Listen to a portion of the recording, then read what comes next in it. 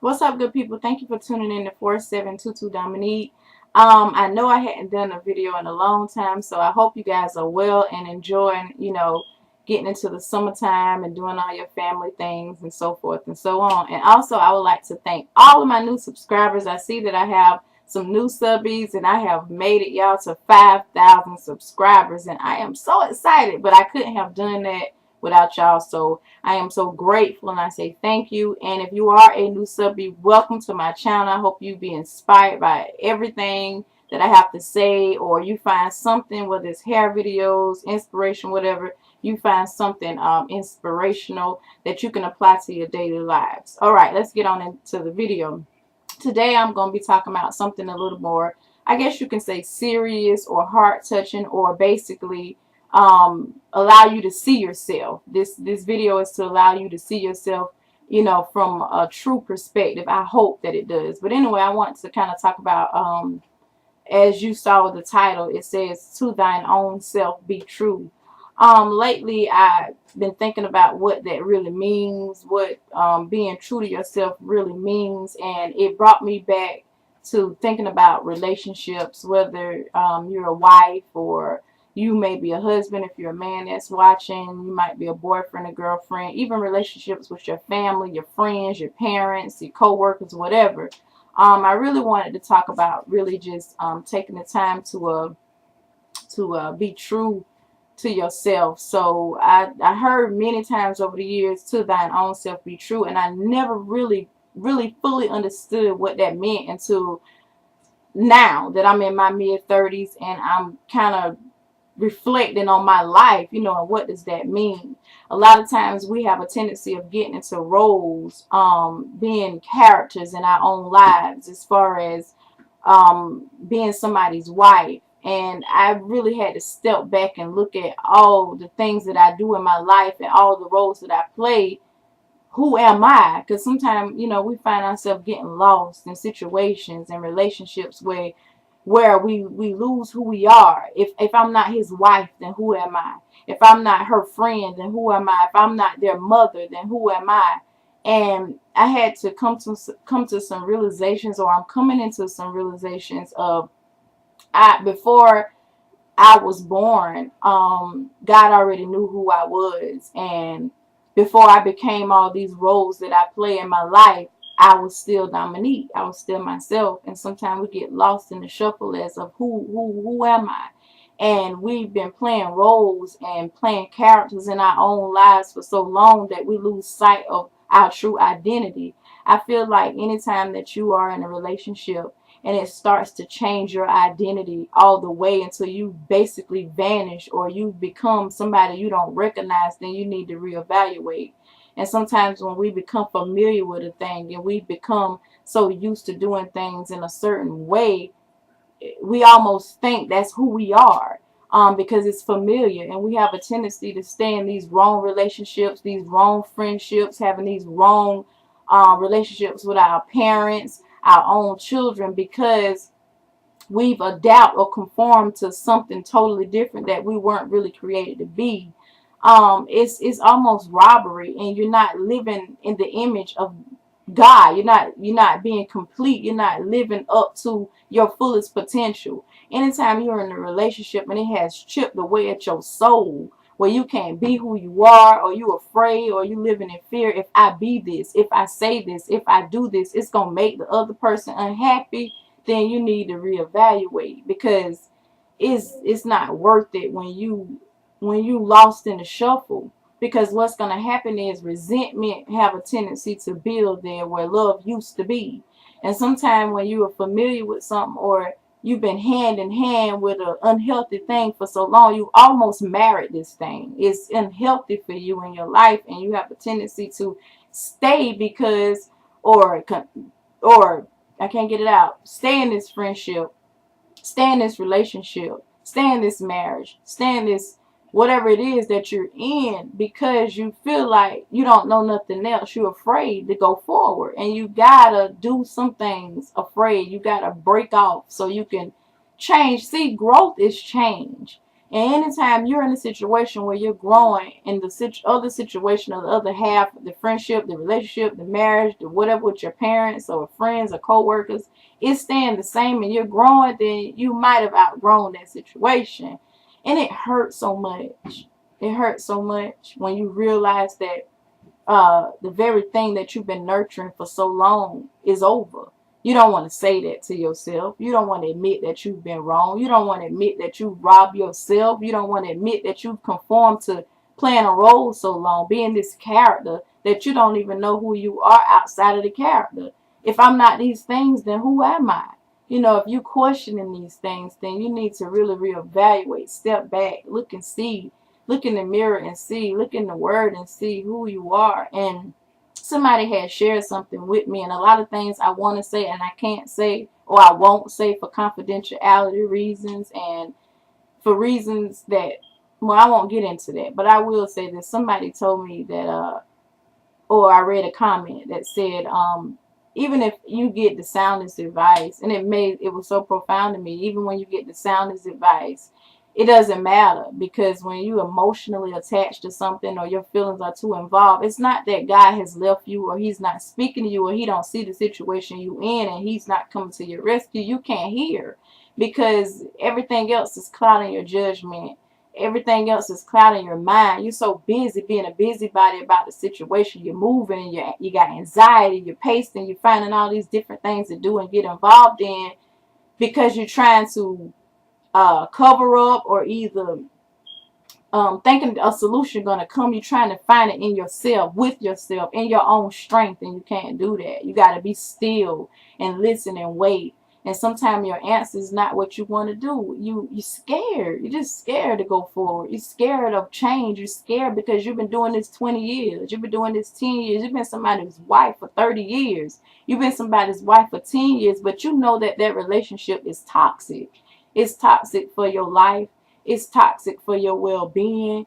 It's almost like you got to get permission to be yourself again from the other person or from that relationship, to laugh, to grow, to change, to want to step outside the norm and do what you really feel like doing all along. And when it's like that, it's time. It's time to either let go or put demands on it. Look, this is who I am. This is what I want to do, and this is what I'm going to do.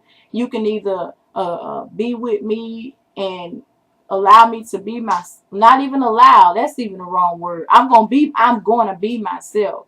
Now you can either accept that change that you're not used to. You can say this. You can accept me like I am or not. But this is where I am and this is what I'm going to do. You only got one life in this world, on this earth, one.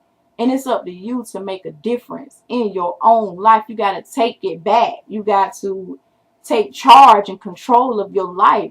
God is in control of your life, but he's giving you the authority. He's done everything else for you to take yourself back. Take your life back. Live, breathe, exhale again. And we're just scared. We're so used to having somebody by our side. I don't want to be alone. A lot of people, a lot of women, because we're emotional, we have a tendency to stay in things because it's the norm, it's what we're used to.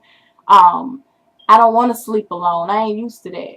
I'd rather stay in mess, stay in this mess, stay in whatever mess because it's normal for me. That's what I know. Even if it's bad for me, it's familiar to me and I want to stay in it. And when you like that, nobody can help you, because some stuff you gotta break the unfamiliar parts of and just move forward. And it's gonna hurt, it's gonna be challenging, it's gonna be life changing, it's gonna take some time to uproot and redo all this stuff that you've learned. You gotta unlearn it and learn a new way that's better for you, not in a selfish way. That's not what I'm saying, but you gotta take your life back. If you're in a relationship and you're being abused, not just physically, somebody slapping the crap out of you or beating your tail, not that, but if you can be abused mentally where you're brainwashed and you've been hearing a thing just repetitiously for so long that you've become that. You don't even know what you want to do, yes or no, or yay or nay. You just confused. And you got to unlearn that, and you gotta read the word and know who you are for yourself. And I thought that this might be helpful. I learned that when I'm in pain and when I'm dealing with things, different types of things, it's I always I'm able to minister to other people out of my own pain. And it's funny, I know you're probably wondering or saying, well, if I'm going through something, how in the world you can tell me when you're going through that, when sometimes you're the greatest teacher, because you're learning from experience. You're learning from life, from, like I always say, friendships, relationship, even my own self, my own marriage, my own, I have to reevaluate those type of things and know that before I was his wife, before I was my children's mother, before I was somebody's friend, I was me. In the beginning, I was me. And you got to go back and get me sometime and figure out where you at, no matter what. You can't do this performance thing and what people gonna say and it's just it's when you're bound, when you feel like that, when you want to stay in an abusive situation because it's familiar. You want to stay hand in hand with this thing because that's what you know and that's what you feel safe with, even if it's toxic, and that's not good. You got to break free. And I know you, if you're watching this, you're saying, well, how? I don't know how. You got to find strength. God has given you the strength to be free, to be with him, and he will help you and giving you a support system, but you got to make the choice. Only you can make the choice.